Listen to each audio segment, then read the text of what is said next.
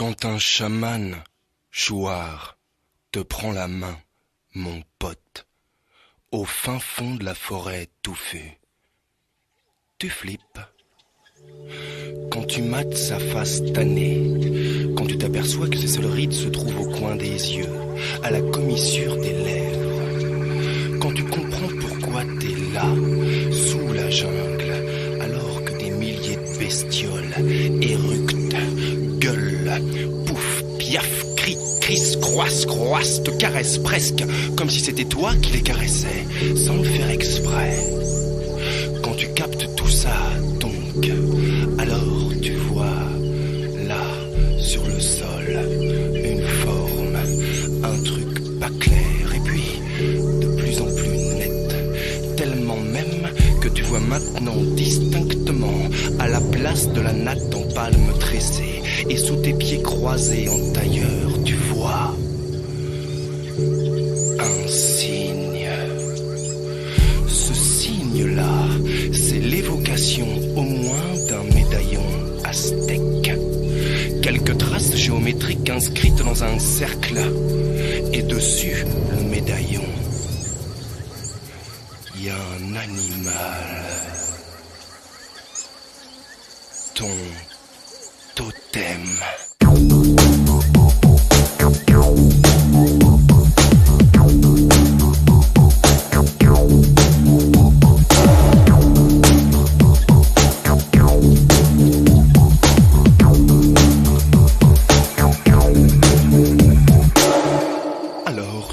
Quoi, toi, hein, dans la vie comme totem? T'es peut-être tigrillo ou kusumbo, va savoir. Anaconda, singe clown, migale, ara, morphose, non. Toi, t'es tortue ou lézard, ça y est, caméléon. Ça te ressemble, ça, hein? Et ton pote à côté, lui, c'est un paresseux. En tout cas, toutes ces espèces-là, elles chantent autour de toi.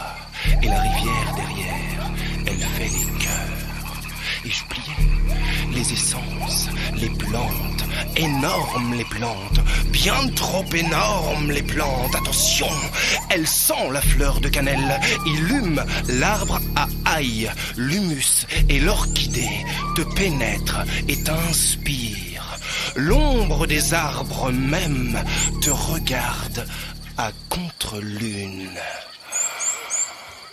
L'ayahuasca fait son effet. L'ayahuasca, la liane, le vin des âmes, tu connais, Tu l'as bu, l'ayahuasca, Eh ben maintenant, tu vas la gerber. Ah, tu l'as bu, l'ayahuasca. Eh ben maintenant, tu vas la gerber. Ça monte, putain, la vache, c'est fort. Et puis, ça grimpe encore. Tu vas vomir, tu sais que tu vas vomir. Faut que tu te lèves, alors tu te lèves. Mais là, balèze, parce que t'as une guibole qui est beaucoup trop longue, alors que l'autre, elle est carrément trop petite. C'est pas grave, tu fais quelques pas. Vas-y, funambulis arboricolum, croisé avec un couillon de la lune arborescent. Allez, encore un petit effort. Ok, tu t'accoudes à un arbre. Aïe, pas celui-là, l'autre, ça va. Tu te penches en avant, tes yeux tombent par terre. Tu les ramasses, tu les remets dans ta poche, tranquille. Et là, seulement là, tu te vides.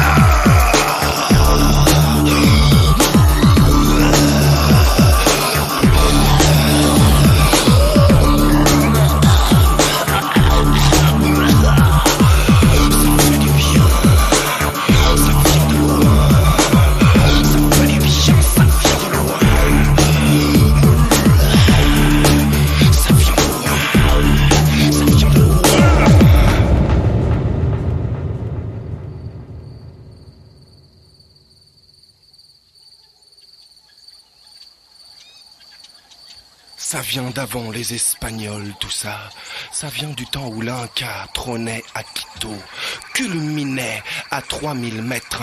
C'était du temps où l'Inca bouffait du poisson frais venu de la mer tous les jours. C'était du temps des coureurs à pied en relais. Et même d'avant tout ça, c'était carrément de l'origine de la forêt. Non, finalement, tout ça, ça vient du fond. de ton ventre. Alors, tu te vide.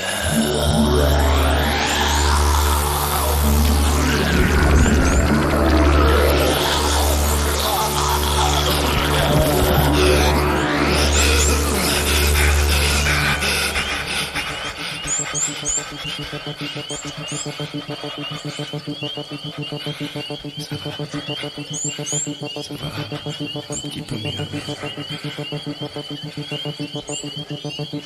Alors, tire, tourne. Tu vas voir le vieux.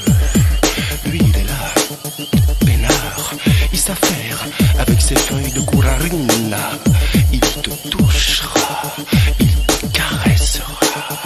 Et pendant des heures, il te chantera la même petite incantation. Un truc qui fait...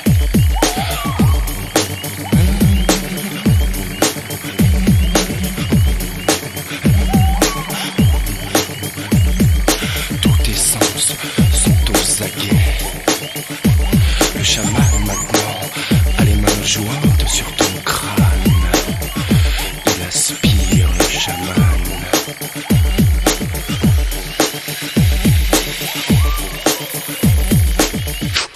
Et recrache.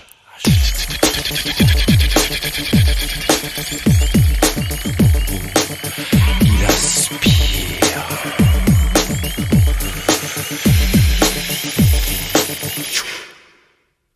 Et recrache. Tu sais ce qu'il aspire, mais tu ne le vois pas. Tu sens ce qu'il recrache, mais tu ne le vois pas. Ça t'épuise, ça t'épuise, ça t'épuise et puis ça t'épuise, ça t'épuise, ça t'épuise, ça t'épuise.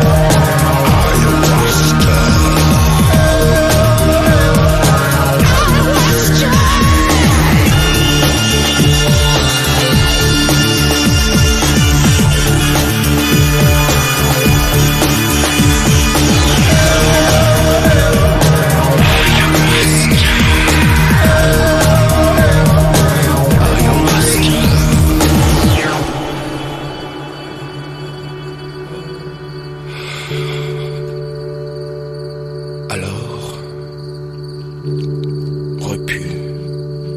repu de rien, tu vas te reposer, tranquille, sous la moustiquaire. Là, tu vas entendre les étoiles